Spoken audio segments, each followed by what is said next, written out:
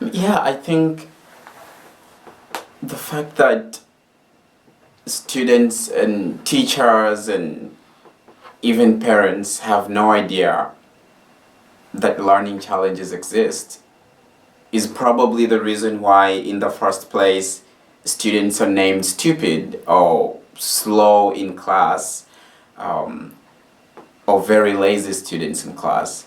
How am I going to help you if I don't know the problem is there? The stigmatization, the stupid child, the slow child, or all those names these kids are given is going to stay.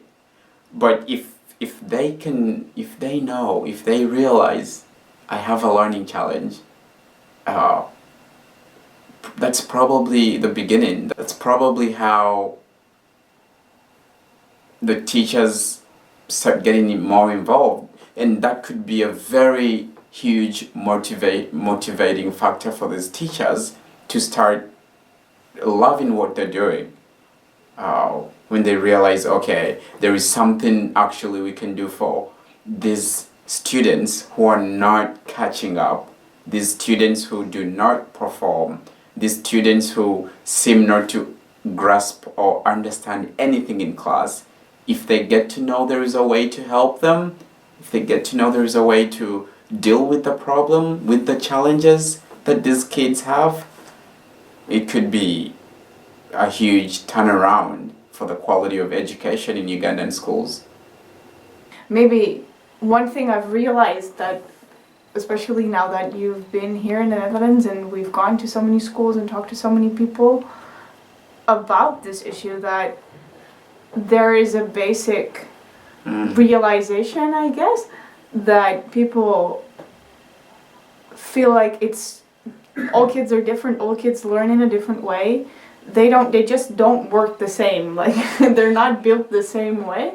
They don't process things the same way, and it's okay, and you have to work with what you have, basically. And I think that is the beginning. Once kids know, students know, we are different. We're never gonna be at the same level, have the same grades. And the teachers have to realize that. That's very key in helping these students. If you realize, Brian, for example, has a weakness in calculations, or Brenda, whoever student in your class has different challenges in their learning processes, you help them accordingly.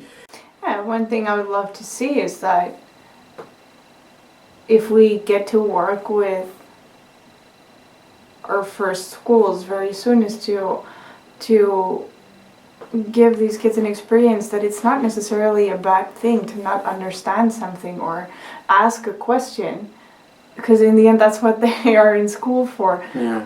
That's the learning process that they're going through. So asking a question doesn't mean that you're stupid or you didn't pay attention, but you're still learning something.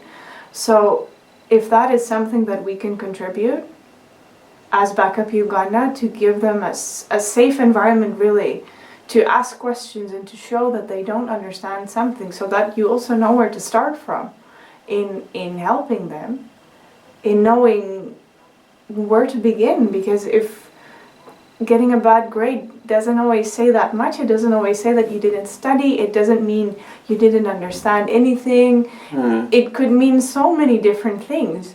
So just looking at the grades and not looking beyond that is going to lead nowhere, Yeah. I think. So yeah, if that is something we can do, I'd be happy.